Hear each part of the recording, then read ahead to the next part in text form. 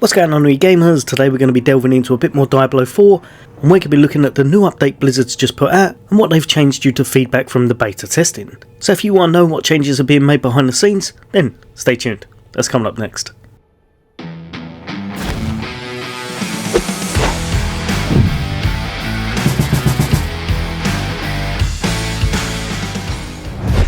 Welcome back everybody. Today we're jumping into a bit more Diablo 4, and yesterday there was some nice news from the Blizzard team in regards to changes and adjustments to the game that's being made in order to improve it before the game's full release. Now obviously they've had a few beta tests and a lot of players gave them some feedback, some positive, some not so positive, and they needed to make a few new adjustments. So let's jump over to their announcement and exactly what they've been doing.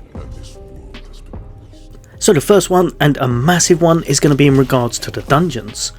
A lot of players in general weren't really happy with the dungeons. Some was a little bit due to dungeon layout, but I think more so of it was probably due to the fact you had to keep backtracking and spending a lot of time doing a kind of little side quest within that dungeon in order to make it to the final boss. Most times without actually fighting anything, just looking around trying to find the pieces that you missed.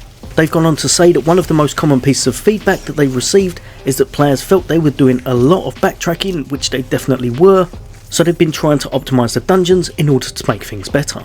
And the ones specifically in the Fractured Peak zone have also had some of their layouts changed as well. That's pretty much all 9 of the dungeons listed just here. They went on to give a side note saying their primary goal with the layout changes was to reduce the kinds of backtracking that can detract from a player's experience. This to me is absolutely perfect. It's exactly what a lot of people were after, as most times you're trying to increase your speed in the dungeons, get through them as fast as possible, and if you're ending up getting to the end and then you had to backtrack all the way through it again because you missed one tiny thing, it could get tedious very fast. So it definitely looks like they've listened to the feedback, and this is a great start to dungeons. Also now they've raised the chance for an event to spawn within the dungeon absolutely massively. Before it was 10%, so you would seldom see it, I would say, whereas now it's jumped all the way up to 60%, so 1 out of every 2 dungeons you're more than likely going to find an event inside. For the dungeons gameplay, they're saying a small number of straggling monsters to help guide them towards the objectives within it, and on those resource missions with Animus, the player and nearby allies will gain 10 resources and reduce all active cooldowns by 1 second. Depositing Animus channel time has now been reduced to 0 seconds, the time to rescue was reduced from 3 to 1.5 seconds, rescue objectives now drop a health potion upon completion, and whilst you're carrying some of the objectives, you're also granted a 25% move bonus speed. Honestly, it looks like there's a whole host of other adjustments, but in general they're definitely trying to streamline the experience and make it so things are much faster. Jumping over to the classes, and all of them have had some kind of adjustments, some of which seem to be slight nerfs and others seem to be buffed for the classes. So a general overview, effects like stun and freeze can be applied to elite monsters twice as long before they become unstoppable. That is a really good thing to see. There's a lot of CC in this game, so being able to take advantage of it definitely works in your favour. They've also reviewed class skills to confirm that all classes have access to sufficient skills that remove control impairing effects. This is ideal for me. Playing as the Barbarian class, he kind of struggled a little bit. He definitely needed Unstoppable and a few other things, so I'm hoping they've intertwined it in some other skills other than just one of his shouts and his ultimate.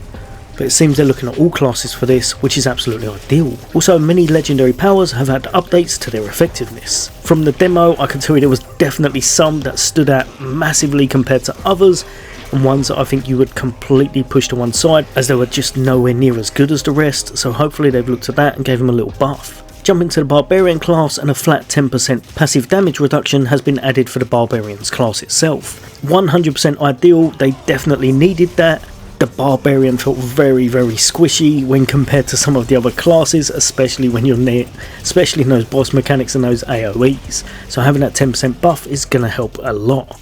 Some skill tree passives have had their damage reduction effects reduced to compensate for this. Have to see which ones they've taken off, but this might work out well for actually not having to invest as many skill points into those things in the skill tree. The Whirlwind skill now deals more damage and consumes more fury.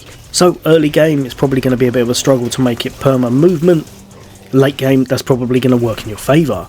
And the double swing enhancement refunds its full fury cost when used on stunned or knocked down enemies. That's actually a very big improvement. Maybe people might look into using that now, as I think that's one of the ones that was probably left behind. Jumping over to the druid, and companion skills will now deal heavily increased damage. That's a cool one to see. As far as I'm aware, one of the druid's companion builds was actually probably one of its strongest, and was actually quite viable in the end, so that could make him very, very strong. I think it was with the wolves or the werewolves. All ultimate skills have had their cooldowns reduced.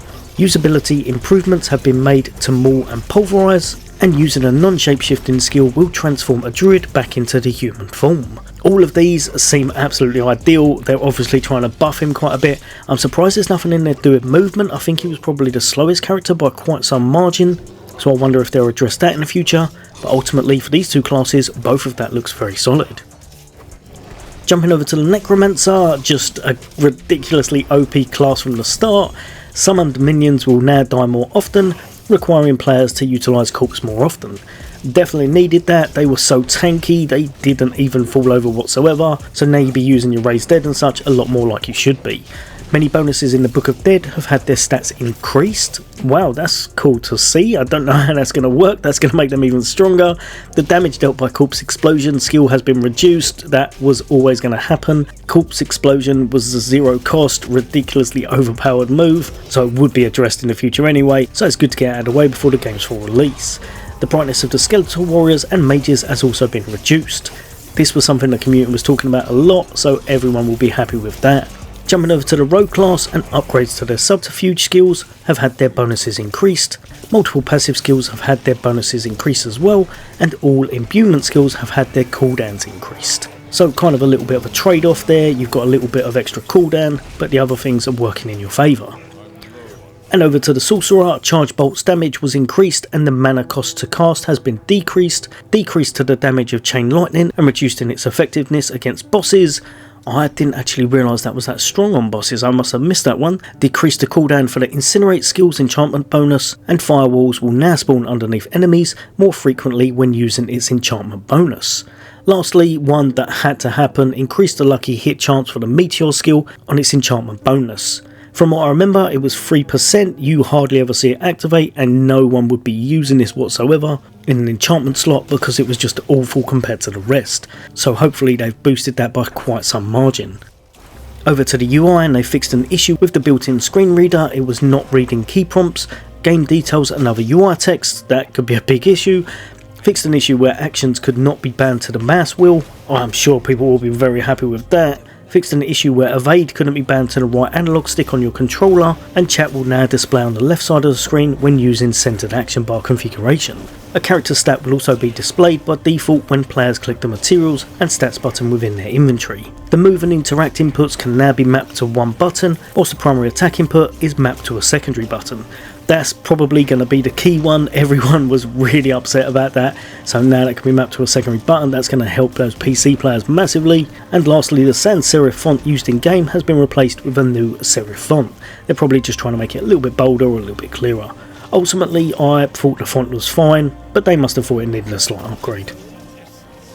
Over to the Incanters, and they fixed multiple issues that allowed bosses like the Butchers to become unresponsive. I see this a few times, that was quite funny. He's perma-stunned and you could beat him with a build that really wasn't spot on whatsoever. And the Butcher has been re-evaluated for difficulty and will present a greater challenge in World Tiers 3 and of course 4. That's a really good thing to see. Having a little bit of fear factors, definitely worth having in Diablo.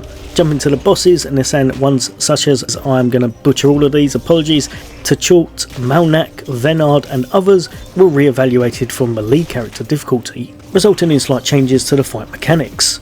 No doubt this is because of early game Barbarian. He definitely struggled with those AoEs, so it really looks like they're putting the work in with this stuff. Fixed an issue where Vampire Brutes using the Shadow Enchantment affix would chain Cast Impale.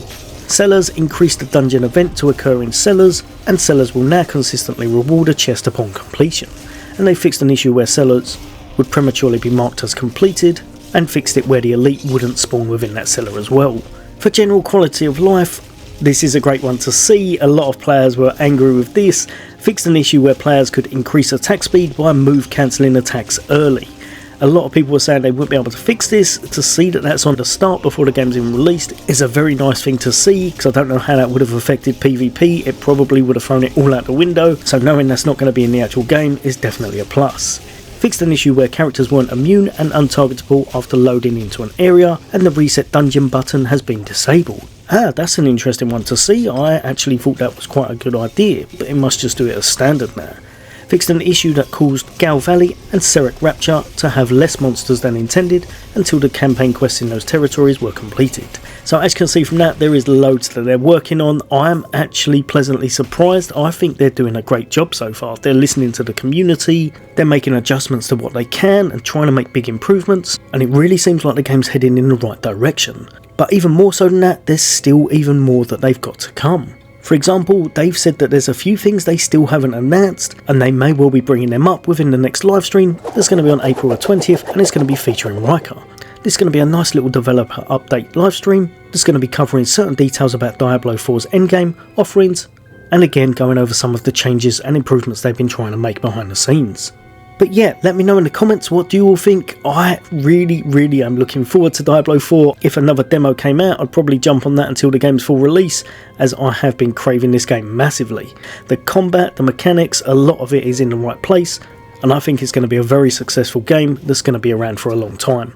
Remember, Diablo 3 came out and it was a nightmare at the start. Fingers crossed this isn't in anywhere near that type of place, as it definitely looks like a lot of hard work's gone into this, and like I said, they seem to be listening to their player base, which is a great thing from the start. As always, for all things gaming, take care. I'll see you on next day.